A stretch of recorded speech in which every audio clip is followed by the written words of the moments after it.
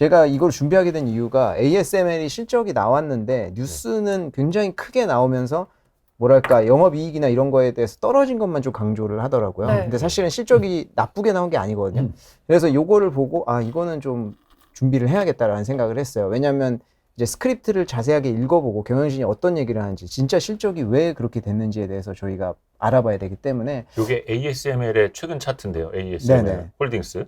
주가가 이제 실적 나오고 그날은 좀 괜찮았는데 사실 최근에 장비 업체들 실적이 다 나쁘지는 않게 나왔거든요. 네. 근데 이제 반도체 섹터 자체가 조정을 좀 많이 받으면서 아무래도 같이 가는데 사실 반도체 섹터에 대해서는 뭐 거의 대부분이 뭐 굉장히 큰 비중 60% 정도가 스마트폰에서 사용되는 반도체가 많잖아요. 네. 근데 이거는 중국과 좀 관련이 있다 보니까 중국이 지금 락다운 결국에는 상해 정도 락다운 했다고는 하지만 전반적인 투자 심리로 봤을 때는 이 락다운이 계속 베이징으로 이어질 것이냐 뭐 이런 얘기들이 나오니까 아무래도 반도체 수요에 대한 이야기들이 자꾸 나오는 것 같아요. 그래서 전반적으로 좀 누르는 것 같고 그래서 ASML 실적부터 한번 이야기를 해보면 매출은 보시면 뭐 숫자는 제가 옆에 일부러 원화로 좀 써놨어요. 유로니까 잘 와닿지가 않아가지고 근데 전년 동기 대비해서 한 20% 가까이 정도 빠졌다. 이렇게 굉장히 크게 나오거든요. 빠졌다. 일단은 그렇게 볼게요.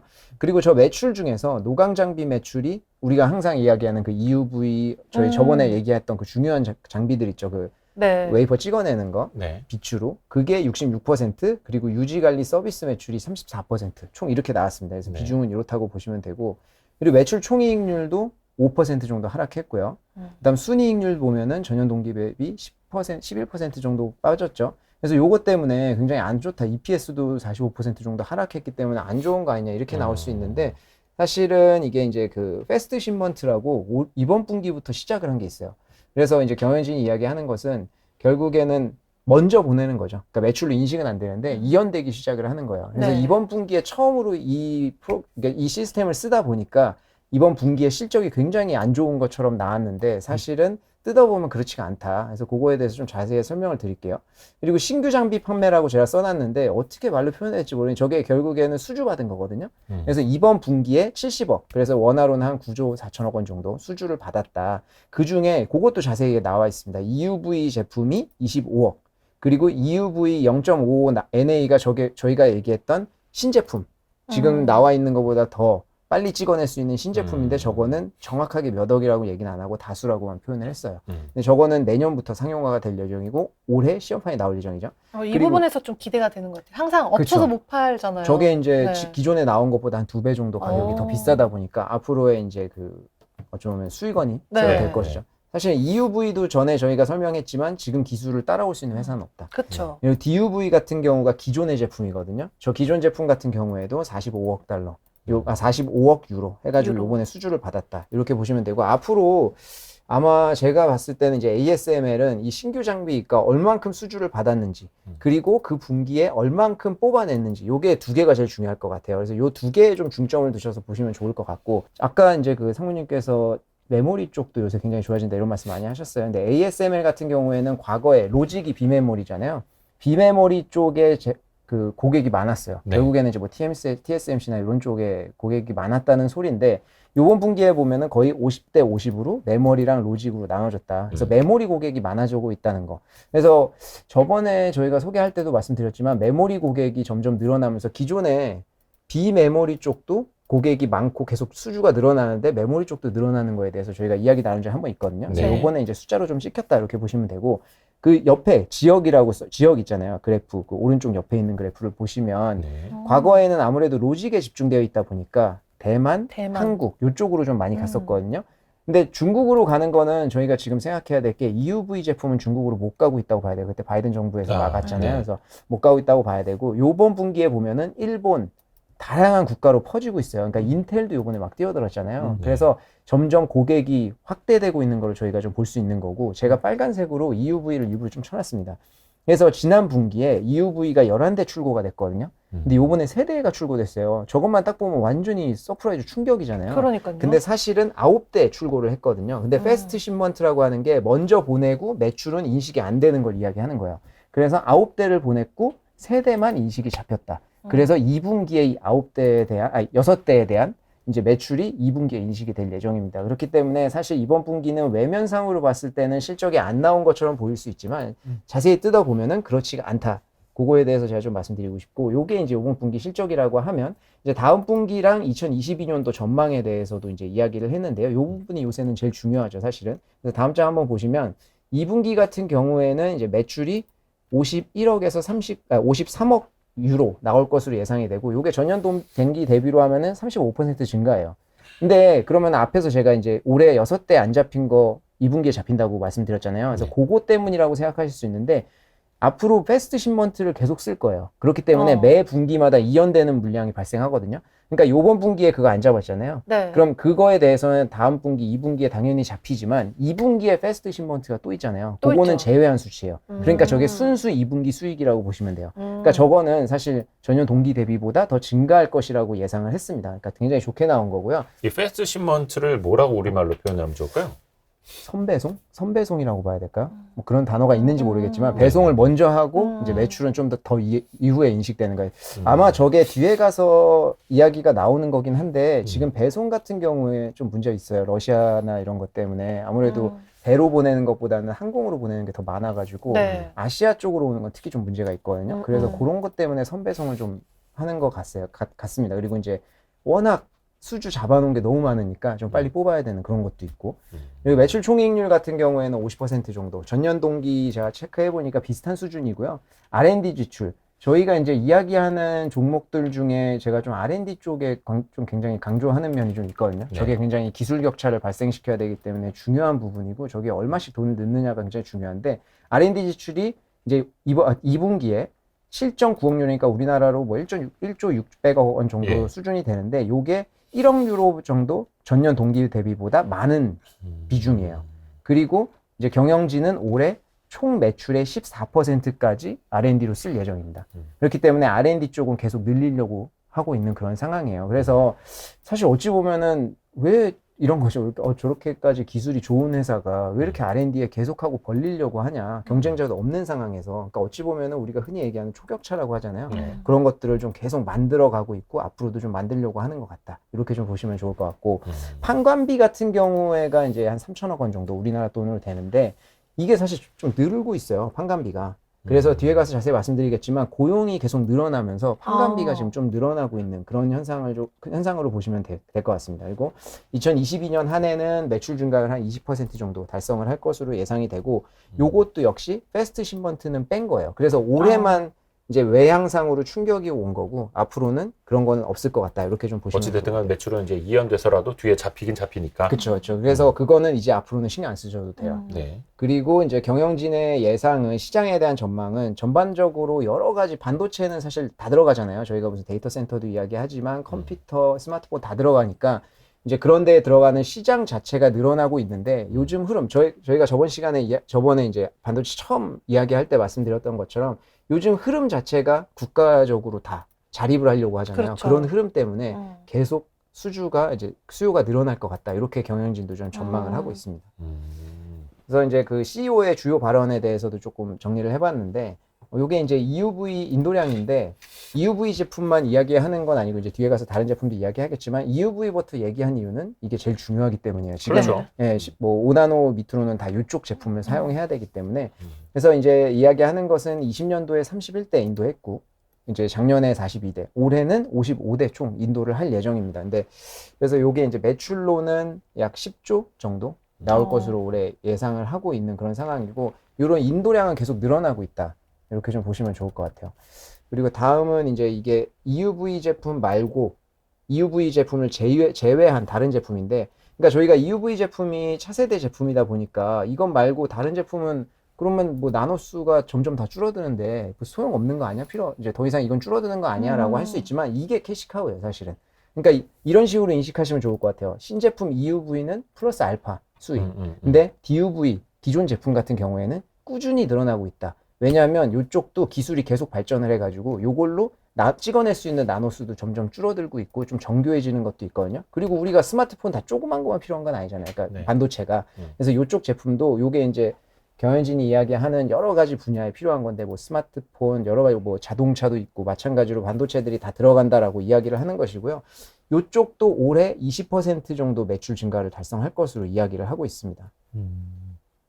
그리고 이제 다음 장 한번 보시면 요게 이제 또 제가 EUV 얘기했고 DUV 제품 얘기했죠. 그 다음에 또 중요한 제품 이제 나올 제품인데 요게 이제 하이 NA EUV 제품이거든요. 요거가 이제 기존 EUV 제품보다 한 2배 정도 가격이 더 비싼 제품인데 이런 뉴스들이 나오고 있잖아요. 인텔에서 이미 구입을 했다. 기존 게 한 1,500억에서 2,000억? 2,500에서 3,000억 정도. 그럼 그 정도 네. 하는 거죠. 그러니까 그러면서 사실은 새로운 장비가. 네, 그러니까 요게 이제 상용화가 되려면 조금 시간은 필요하겠지만 계속 수준은 앞으로도 밀릴 것 같아요. 그래서 네. 인텔 같은 경우가 저희가 저번에도 얘기했지만 후발주자로 뛰어들고 막 캐파를 증설하려고 하다 보니까 제일 급하거든요. 그래서 비싼 제품이고 뭐고 상관없이 지금 막 사는 그런 상황인데 이 제품 같은 경우에도 이제 지금 첫 모델이 ASML 왜 우리 반도체 관련 영상 보면 막 무균실에서 하잖아요. 흰색 네, 옷 그쵸, 입고. 그쵸. 그래서 무균실에서 지금 운영 중이거든요. 그래서 시험 운영을 하고 있고 올해 아마 인도가 몇 개 될 것 같아요.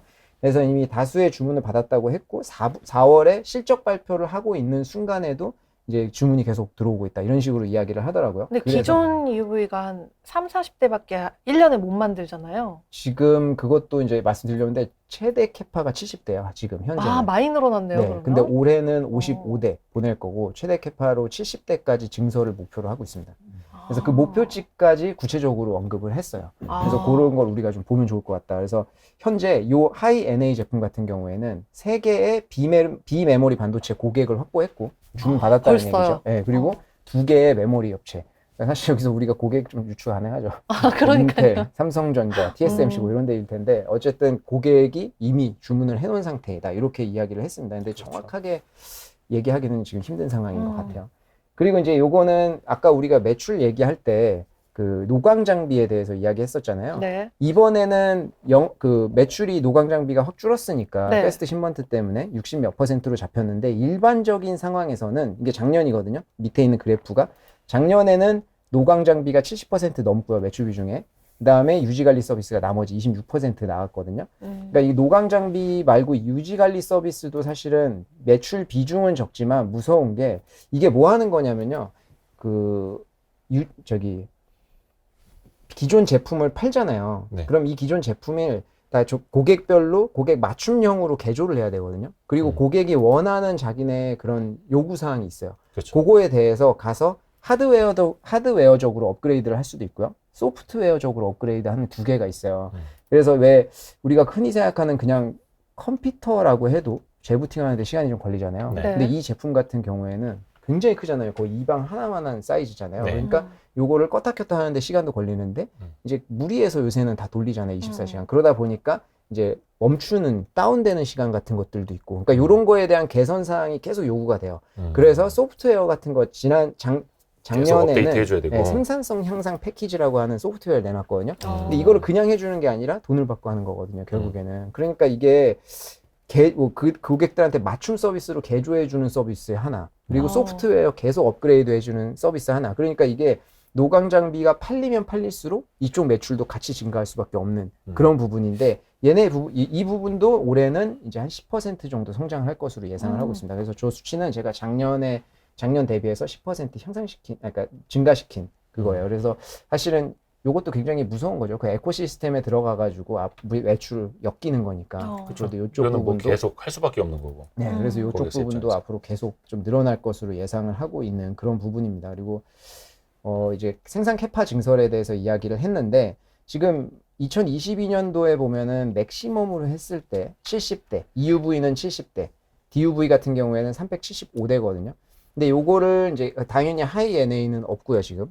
근데 이제 요거를 이제 자기네 공급사들과 이야기를 나누면서 2025년까지 기존 목표가 90대까지 늘리는 거고요. EUV는 90대까지 출고 가능한 거로 늘리는 거고, 하이 NA 같은 경우에는 20대, 그리고 이제 DUV 같은 경우는 600대까지 늘릴 것으로 예상을 하고 있어요. 그래서 지금 꾸준히 뭐 계속 하고 있는데, 기존의 지금 목표는 저 90대, 20대, 600대고요. 저거를 올 4분기에 더 증설을 할 것으로 예상을 하고 있습니다. 근데 우리가 생각해보면 얘네 같은 경우에는 굉장히 고가의 제품을 팔고 큰 제품들을 팔잖아요. 그러니까 얘네가 증설을 한다는 것은 굉장히 신중할 수밖에 없거든요. 그러니까 지금 이렇게 수주가 밀린 거잖아요. 그렇죠. 왜냐면 한번 증설을 했는데 수요가 없어버리면 얘네는 완전히 그게 큰일 나는 거라서.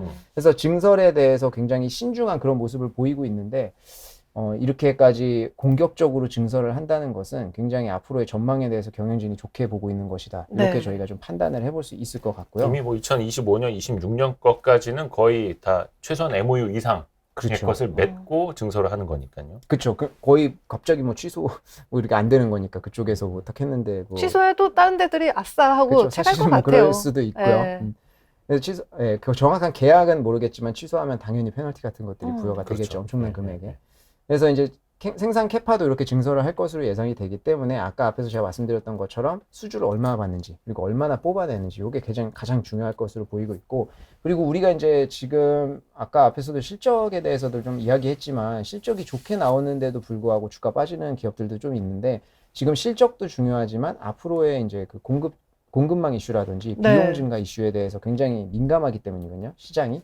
그래서 요번에 비용 증가 이슈에 대해서는 어떻게 이야기를 했냐면 이제 4가지 부분으로 이야기를 했습니다. 그래서 인건비 증가 쪽 이야기를 했고요. 공급 부족 이야기를 했고 운임 인상, 에너지 가격 상승에 대해서 이야기를 했는데 다 지금 대부분의 기업들이 겪고 있는 그런 문제예요. 다 사실은. 똑같죠. 다 네, 똑같죠. 다 비슷한 문제인데 인건비 증가 같은 경우에는 2가지로 이야기를 했어요. 고용과 현업 간의 시차 발생이 하고 있다고 이야기를 했는데 아까 앞에서 우리가 비용 인건비 많이 상승하고 있다고 제가 말씀드렸잖아요. 맞아요. 실제적으로 숫자로 그걸 저희가 확인할 수 있었는데 네. 실제로 지금 고용은 엄청나게 하고 있다고 해요. 근데 문제는 이게 워낙 복잡한 장비이다 보니까 실제적으로 고용을 해서 그거를 생산성 향상까지 트레이닝 시키고 이런 시간이 굉장히 시간이 오래 걸리죠. 오래 걸린다는 거예요. 음. 사실은 이게 뭐 ASMR뿐만 아니라 우리가 다른 데도 생각해 보면 마찬가지잖아요. 우리도 누군가를 후임을 뽑아가지고 그렇죠. 그 후임이 이제 생산성을 나타낼 때까지 굉장히 오랜 시간이 걸린단 말이에요. 적응도 하고. 숙련공이 될 때까지. 그렇죠. 음. 숙련공이 될 때까지는 굉장히 어떤 수련의 과정을 거쳐야 되는 건데, 그러니까 이게 ASML 같은 경우에 이런 문제가 지금 왜 발생하냐면 갑자기 수주가 엄청나게 확 늘어나고 캐파 증설에 대해서 굉장히 보수적이었었는데 캐파 증설을 하다 보니까 이게 고용을 빨리빨리 많이 할 수밖에 없는 거예요. 근데 이분들이 이제 생산성에 그쵸. 도움이 되기까지는 시차가 발생하고 있다. 음. 그래서 지금 비용과 생산성 간의 괴리가 존재한다고 이야기를 하고 있고요. 그리고 인재 유치도 지금 반도체 업황이 계속 몇 년째 너무 좋았잖아요. 그쵸. 그렇다 보니까 인재 유치가 굉장히 어렵다고요. 특히 아시아나 실리콘밸리 쪽에서는 인재 유치가 어렵다고 하는데 곧 이거는 인재 유치를 하려면 돈을 많이 줘야 된다. 요거니까 결국에는 이제 비용 이런 식으로 인건비 증가가 요 2가지 부분에서 좀 증가를 하고 있고요.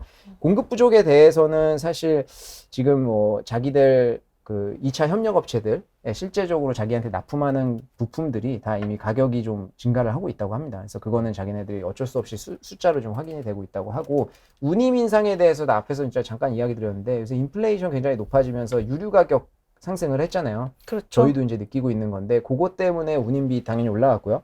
그리고 이제 러시아 사태로 인해서 러시아가 이제 항로를 막았잖아요. 네. 근데 우리가 앞에서도 잠깐 확인을 했지만 얘네 ASML은 고객이 대부분 중국, 그다음에 대만, 한국 쪽 아시아에 집중돼 있어요. 그러니까 유럽에서 얘네 네덜란드에서 보내면 러시아를 거쳐오지 않으면 막 엄청나게 돌아가야 되는 거예요. 뭐 20시간씩 막 돌아가고 이러다 보니까 그것 때문에 지금 패스트 시먼트도 시작을 하게 된 것 같고 결국에는 그걸로 인해서 또 비용이 증가를 한다. 돌아가야 되는데 유류비까지 올랐으니까 당연히 이제 비싸겠죠. 그래서 그런 것들이 좀 지금 문제로 작용을 하고 있는데 에너지 가격 상승도 지금 다들 이야기하는 문제지만 요거는 그래도 조금 잘 해결하고 있는 것 같아요. 네. 이제 에너지 같은 경우에는 장기 계약을 통해서 픽스된 가격으로 지금 납부를 하고 있다고 이야기하고 본인들은 신재생 에너지 사용 비중이 생각보다 높다고 하더라고요. 그래서 그거는 좀 자연스럽게 해결을 하고 있는 상황이다. 이렇게 보시면 좋을 것 같고, 다음번 이제 주주 환원 정책에 대해서도 보시면, 요 왼쪽에 있는 게 배당이고 오른쪽에 있는 게 자사주 매입이죠. 근데 뭐 자사주 매입에 대해서는 뭐 작년부터 계속 모든 미국 기업들이 다 증가를 하고 있는 그런 앞에서 이제 본부장님께서 저기 그래프도 좀 보여주셨지만 다 증가하고 있는 그런 상황인데 배당 같은 경우에 보시면 아시겠지만 특히 늘었어요. 그러니까 얘네들은 원래는 이제 1년에 한 번 배당을 지급을 했거든요. 네. 근데 2019년도부터는 중간 배당까지 실시를 하기 시작했습니다. 그래서 1년에 2번 배당을 지급을 했어요. 그래서 배당 금액이 좀 늘고 있는데 매년 11월쯤에 한 번 배당을 하고요. 그거는 좀 금액이 적어요. 근데 이제 그 다음에 그게 연간 배당이고 그게 중간 배당이죠. 그다음 연간 배당 같은 경우에는 이제 회계연도 끝나고 마감한 이후에 이사회를 거쳐가지고 정식으로 지급하는 건데 그게 이제 그 다음에 2021년도가 끝났으니까 올해 4월이나 5월 이제 곧 나올 때가 됐죠. 여기에 이제 이사회 통과해가지고 배당이 지급이 될 건데 요게 3.78로 건의가 됐어요. 3.78 유로로. 그러니까 저기 그래프에서도 보시면 아시겠지만 앞에 거보다 워낙 월등하게 배당이 좀 올랐다. 이렇게 보시면 좋을 것 같고 이제 그 자사주 매입 같은 경우에도 지금 뭐 360만 주 1분기에 소각했거든요. 그러면 원화로 2조 8천억 원 정도 돼요. 근데 요게 이제 회사별로 자사주 매입 같은 경우에는 계획을 발표하거든요. 뭐 3년, 5년 정도. 네. 얘네 같은 경우에는 2021년부터 2023년까지가 이제 목표로 자사주 매입 계약을 내놨는데 이미 뭐 1,020만 주 정도 소각을 했습니다. 원화로는 약 9조 원 정도 소각을 한 상태이라서 요것도 주주 환원 정책 꾸준히 피고 있으니까 사실은 지금같이 주가가 좀 빠질 때 이런 거를 보시고 좀 공부를 해놓고 좀 숙지를 해놓으면 좋지 않을까 해서 제가 ASML은 여기까지 좀 준비를 했습니다. 야, 아니 우리가 ASML에 대해서도 지난번에 그 반도체 장비 세계 회사 네네. 한번 하면서 우리도 공부를 했습니다만 사실 최근 실적 나온 것만 얼핏 알고 있었지 이렇게 내용을 세세히는 몰랐었는데 너무 고맙습니다. ASML 있고 또 뭐 있죠? 뭐 그때 그 어포리알 어플라이드 어플라이드 머티리얼스. 머티리얼스, 그다음 또 하나가 랩리서치. 랩리서치. 랩리서치는 저희가 아직 상대장. 안 했죠. 그래서 그거는 또 제가 한번 준비를 해보도록 하겠습니다. 랩리서치는 이제 그 이외에도 시가. 뭐 네. 테라다인도 있고 근데 종목들을 그러니까 공부하기 시작하면 끝이 없어요. 네. 근데 이제 항상 우리가 반도체 업종을 들여다볼 때 제가 생각하고 있는 거는 옛날과 많이 변했다.